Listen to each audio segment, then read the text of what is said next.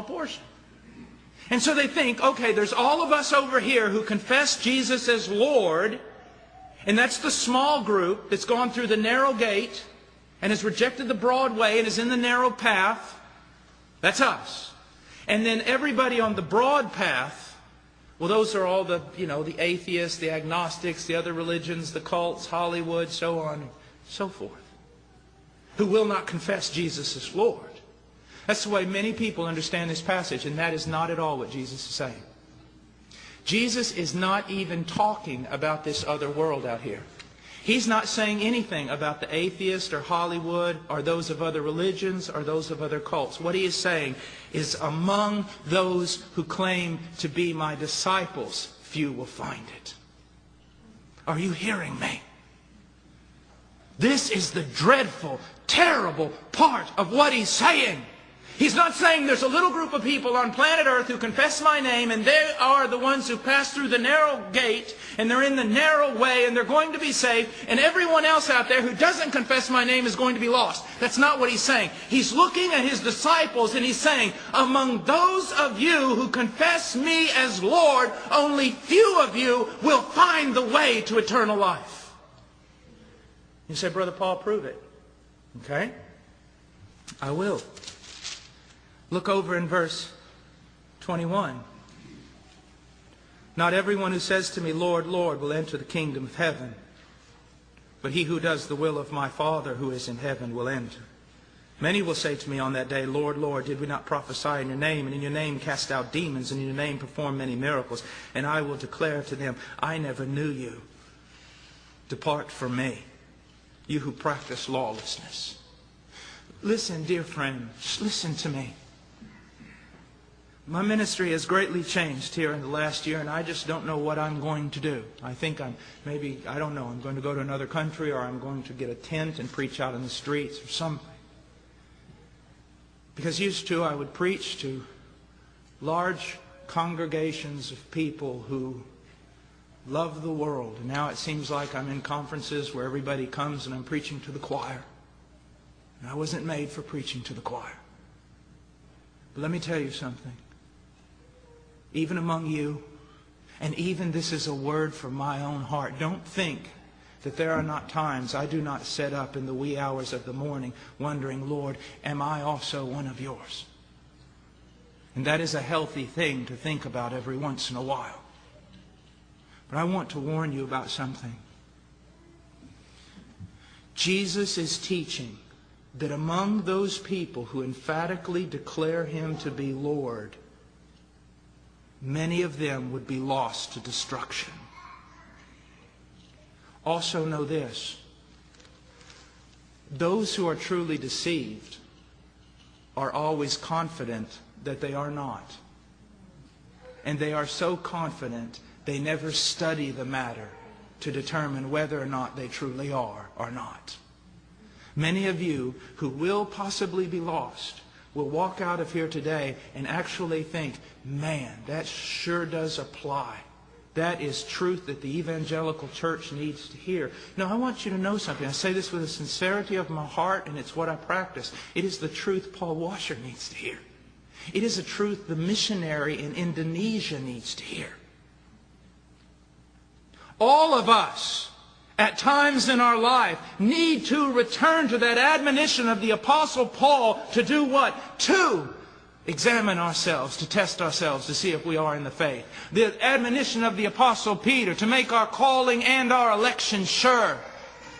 Now, a Christian can have great confidence in his salvation, and over the years that confidence can grow, but we should always be open to asking the question, is it I? Is it I? And we're going to conclude with just this part, and then pick up later on another part of this text. But remember this. The gate is small, the way is narrow, that leads to life. Now, I want to make one important statement about this. This passage right here requires about 7 lectures, but I'm trying to reduce it all down to one. It leads to life.